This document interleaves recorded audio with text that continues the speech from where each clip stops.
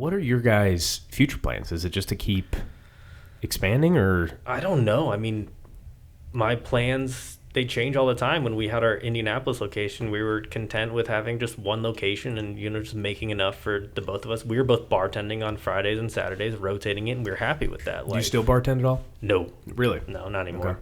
Okay. If they need me, they know they can call me, or if Sure. someone's not working, I'll go in and bartend. But man, no.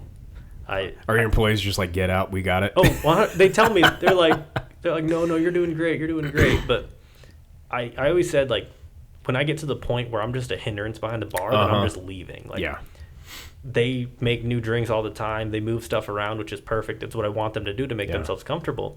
And someone will ask for a drink, and I'm like, yeah. And I just turn around for like 30 seconds, just like trying to find new stuff everywhere. Yeah. And I'm like, I'm out of here. Like, you guys have this under control. Like, there's a reason I don't bartend. Like, I'll try it.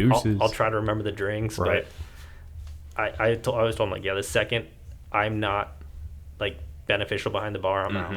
Yeah. And that's kind of what I've been doing recently. But yeah, we were content with one location. We had a bar that was like 200 square feet. And on busy nights, really, really busy nights, we'd fit 7,500 people in there and just fill that place out. And it was awesome. And then one day I looked at our sales numbers and I was like, man, we need another tasting room. Like, we're making so much money with cocktails. Yeah. So that's when I opened up Westfield, and then we expanded that one twice. And then I was like, we have no other reason to move. Like, we're doing well.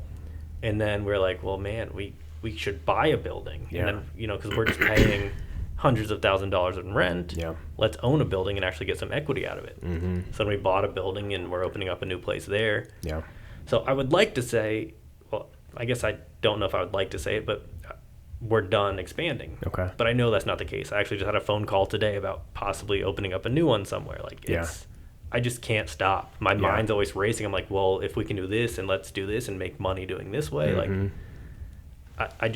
I'm always trying to think of new ways to expand new revenue streams. Yeah. So right now we're content, unless, a couple phone calls go a different way, then, I can open up a new location somewhere. But the next biggest step, if we're not opening up new locations, is franchising out, opening up franchises. Because I've got people in Florida, North Carolina that want to open up Four Finger Distilleries in their place. So do you think that could tarnish the brand, though? That's my fear. Yeah. It would be a lot of traveling back and forth to these places and making sure that they're using, juices that we approved and making the cocktails that we want.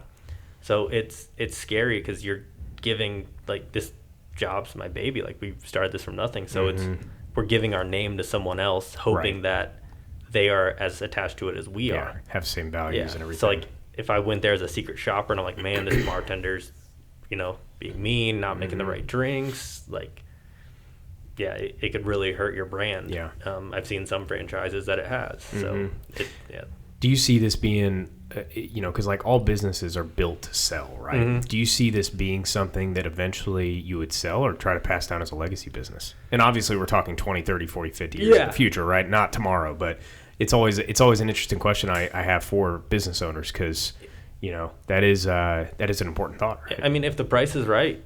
Everything's for sale. Yeah, you offer me enough money. If I'm not selling this business unless I know for a fact the amount of money that I would get would never make me work again. Yeah. Then I'm good. Yeah. And, have a little stockpile for my kids. Because you did what you said, like 100%.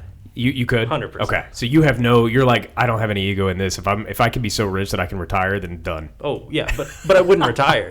Right. I would, my goal, so Brad and I, we've talked about it. Okay. We sell this company, $20 million. And then we don't sign, as long as we don't have to sign a non-compete. Yeah. Then we're good. Okay. There you go. Because I would want to open up a distillery that's not out to make money. Because, like, right now, you're out there to make money. That's all you're trying to do is make money and survive.